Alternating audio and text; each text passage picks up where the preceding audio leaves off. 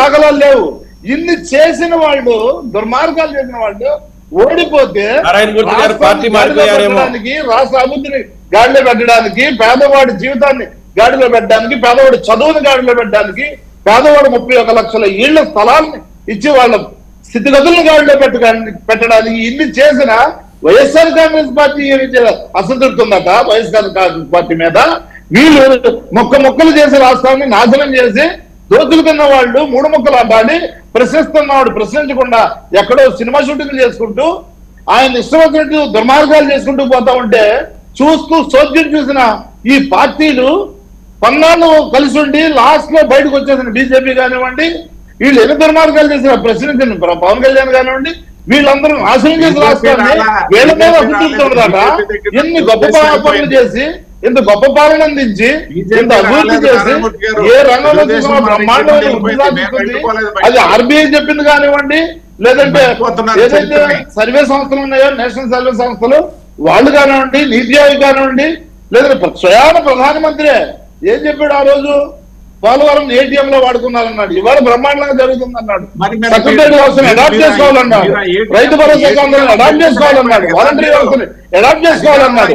ఇన్ని గొప్ప పనులు చేస్తా ఉంటే వీళ్ళు ఇవాళ మా మీద అసంతృప్తి ఉంది అంటారు, వీళ్ళ మీద సంతృప్తి ఉంది అంటారు.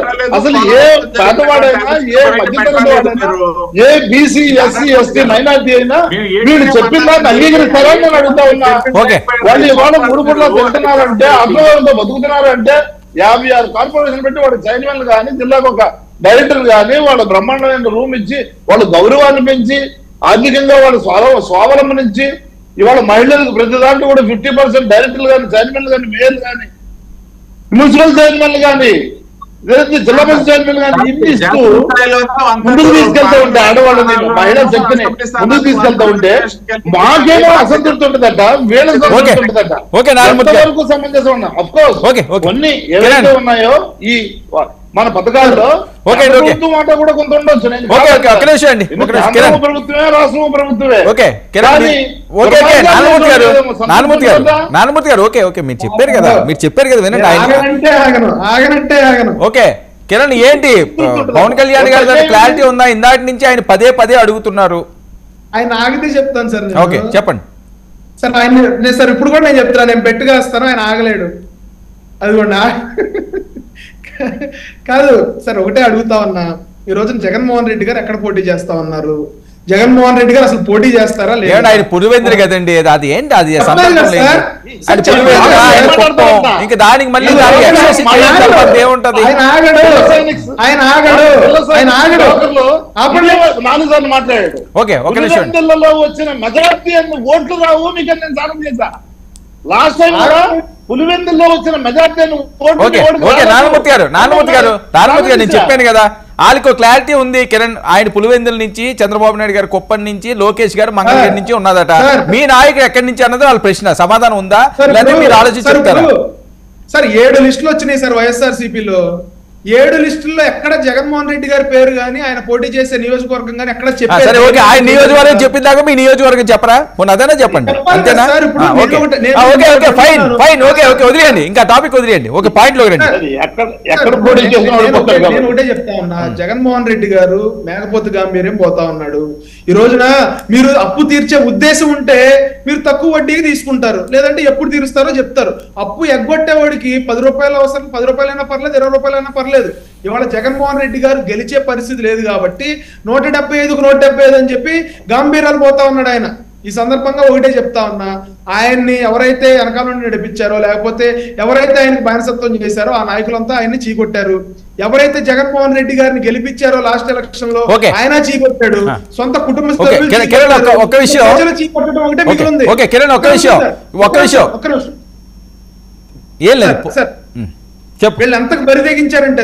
వీళ్ళంతకు బరిదెగించారంటే ప్రభుత్వ ఆస్తులు, ప్రభుత్వ స్థలాలు, ప్రభుత్వ బంగళాలు ఇవన్నీ కూడా తాకట్టు పెట్టేసి మా ఇష్టం ఏమైనా తాకట్టు పెడతాం. అంబేద్కర్ గారు ఏమన్నా రాజ్యాంగంలో రాశారా ఇయే తాకట్టు పెట్టాలి, ఇయే అప్పులు తేవాలి, దౌర్భాగ్యమైన పరిస్థితులు వైఎస్ఆర్సీపీ అంత మీరు దౌర్భాగ్యపు పరిస్థితుల్లో ఉన్నారు. పెట్టారా? ఈ మధ్య ప్రజలు తెలియకపోతే తెలిసినట్టు ఉండాలా?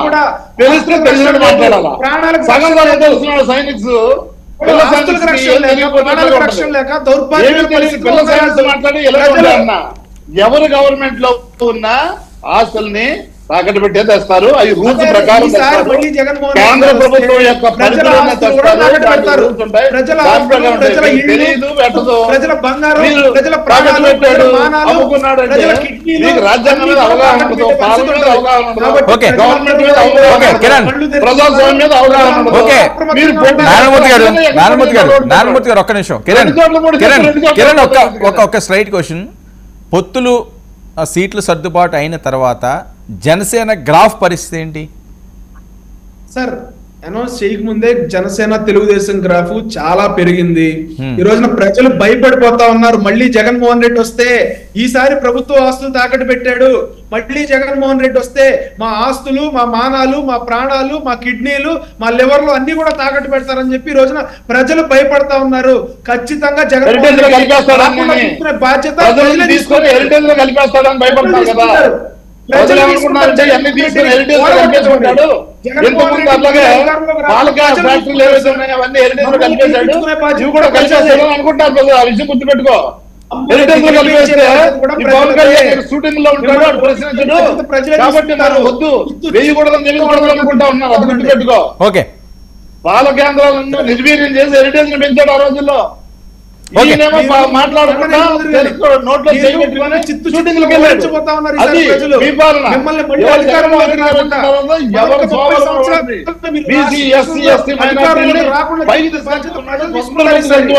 ప్రతి దాంట్లో కూడా గౌరవాన్ని ఇస్తా ఉన్నాడు. వాడి జీతాలు బాగుపడుతున్నారు. మీరు నాశనం చేశారు. బీసీ ఏమో సుబ్రహ్మణ్యుడు వాడు తోకలు కత్తిస్తాం, ఎస్సీలు అయితే స్నానం చేయడం శుభ్రంగా ఉండదు. ఈ విధంగా మీరు నాయ బ్రాహ్మణులు తోకలు కత్తిస్తాను, చర్మాలు తీస్తాను, ఇట్లా బీసీలని ఎస్సీలని ఎస్టీని